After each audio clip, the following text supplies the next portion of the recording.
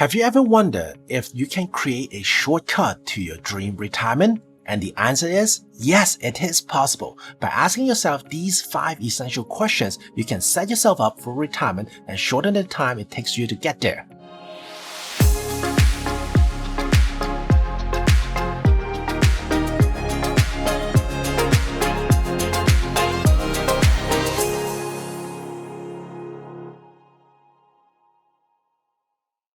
Hey, this is Thomas, your trusted advisor. The thought of retirement can be both exciting and daunting. It's finally reaching the end of your career years and giving yourself that much-deserved rest, but it also means stepping into an uncharted territory. It's unfortunate, but let's face it, many Canadians aren't ready for retirement. Thankfully, with a couple of simple adjustments, you can go from being worried about finance to being able to fully relax and enjoy your golden years. Let's start off with question number 5 that you need to have answered before you retire, and that is, why do you even want to retire? Now, this might seem like a stupid question, but getting at the roots of why you want to retire can really help set you up for when you finally decide you want to start working. Some things to think about are, is retirement about achieving financial independence, pursuing a passion, spending time with family, or simply enjoying a slower pace of life? Do you see yourself traveling around the world, immersing in hobbies, volunteering, or learning something new? Define these lifestyle goals to estimate the kind of financial backing you need. In other words, only you can define your retirement lifestyle. What matters to others or how they want to live is none of your business. Only you know what best suits you. I suggest find a pen and paper, write down 5 things you want to do and don't want to do anymore, and nail it on the wall. The next question you need to ask before your retirement is, have you considered your family members? I know this one throws people for a loop, but retirement is not just an individual matter. It involves your family too, and those who rely on your income for support or help. It's important to understand their needs and how your retirement might affect them. Retirement is often portrayed as a personal milestone, marking the end of one's professional journey and start of a new, relaxed phase of life. However, that's not necessarily the case. Retirement is a significant life change. It's bound to influence the family dynamics in one way or another. You will have more time to spend with your family, which can be a blessing, but it can also require adjustment in daily routines and personal spaces. Your family members might need time to adapt to your increased presence at home, and this can sometimes create a strain if you haven't thought about what you want to do and accomplish in the long term. For example, when you have days off, would you like to either have to take that day off as well? Remember, retirement could be a 30-year vacation for you. And according to research, if you're alone at home for a long period of time, it can strain your mental health. The best way to understand your needs and your family's needs is through open and honest communication. Discuss your retirement plans with your family and involve them in your decisions-making progress. This approach not only helps you gauge their feelings, but also makes them feel valued and respected. It can also reveal concerns or anxieties that your loved one might have about your retirement, enabling you to address them proactively. Question number 3, retirement plan. Like, have you created a retirement budget? I know budgeting may not be your favorite things to do, but it can really help to plan things out. Most retirees have a mix of income sources, such as Social Security, pensions, RSP, rental property, or even part-time employment. It's important to determine what your income sources will be and calculate your monthly retirement income.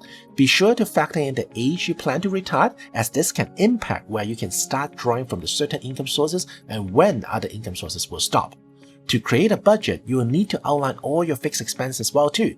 Those necessary costs that remains relatively consistent over time, like mortgage or rent, utilities, groceries, and gas fuel account are just some examples. Next, consider your discretionary expenses. These costs vary from month to month and can be adjusted based on the lifestyle and priorities. Examples including dining out, hobbies, entertainment, and travel.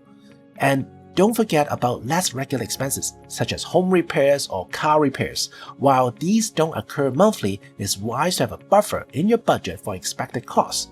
The goal is to, of course, ensure your retirement income will cover your retirement expenses. If you anticipate expenses exceed your income, you'll either need to find to reduce your spending or increase your income.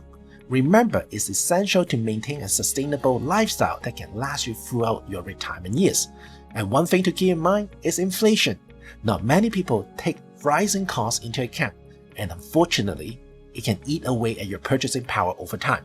And when calculating your retirement budget, it's important to account for the fact that the cost of living will increase over time.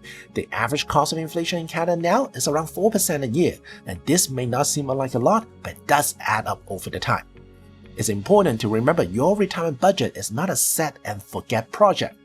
Remember in my previous video, I talked about the go-go stage, the slow-go stage, and the no-go stage. As we move through different stages of retirement, your financial needs and goals will evolve. Regularly review and adjust your budget to reflect these changes. And remember, retirement planning is a long-term process that involves careful thought and consistent efforts. However, with a solid plan in place, you can ensure that your golden years are not only golden, but also stress-free and enjoyable. Now that you budget for retirement, the next question: have you built up your medical and emergency fund? This fund will cover unexpected situations that might arise in your family, preventing your retirement nest eggs from being disturbed. If you have unexpected medical expenses, your pet becomes sick, or some other emergency, it's important that you have that money available. A quick side story: last week I was in the emergency room with my dad. He is in his 70s, and one day he didn't feel well that night. He was having a headache, blood pressure was ultra high, so immediately we had to take him to the hospital. Even though our great Canadian healthcare system is free, the downside is everyone is equal, meaning you have to wait. We went to the ER at 8 p.m. and guess when we got discharged? 6 in the morning, almost a 10-hour wait. Luckily, the doctor said there's no major issue found, and my dad's BP went back to normal and it felt much better afterwards. However, he still needs to do a series of tests with different specialists. Now let's break down the cost. Each test lasts 30 minutes to 2 hours of wait time. Imagine all the parking costs, and I have to take time off to be the driver and the translator, and not to mention the drug costs and perhaps the surgery costs in the future. Imagine this become part of the routine, the time, money, and the people that got involved. So please, save enough for your emergency and medical fund. I suggest you should have around 6 months of expense saved. Also, please have a personal line of credit or even a home equity line of credit to back up. And the most fundamental questions to ask yourself before retirement is, what are your sources of income and debt? Most people only have 1 or 2 sources of income. However, I advocate to not rely too heavily on a single income stream. Examples of different sources of income include salary, rental properties, royalties, or dividend from investments. You should try to diversify your investment across these various asset classes to give you several sources of income. This strategy will help you migrate the risk and ensure a steady flow of income. As you near your retirement, your income sources should have high liquidity. While having an investment property can be a great source of wealth generation, especially when you're younger, do you really want to deal with the tenants, the upkeep, property tax, and everything that goes along with it when you're retired? And not to mention the famous capital gain tax at your death. It might be better off to sell it right now and put your money in another more liquid and tax-advantaged asset. In the meantime, do you have any debts? I know a lot of experts said retirement should be debt-free, but I rather consider it as debt control, because debts can be part of your wealth if you use it properly. Controlling your debt and saving for retirement can seem like a balancing act. Therefore, first and foremost, get a clear picture of your debts, understand what you own, the interest rate, and the minimum payment for each. High interest debts such as credit card debts should be paid off first due to the cost over time. This is considered bad debt, where other debts like a mortgage is helping you to build equity. Putting money in your RSP makes sense only if you can earn more on your investment than you are paying in interest. And one last thing to consider is, if you have multiple high interest debts, consolidation might be a viable option, but it really should be used as a last option. You see, by defining your retirement goals, taking into account family needs, diversifying your assets, controlling debts, you'll be well prepared to navigate this exciting new chapter in life.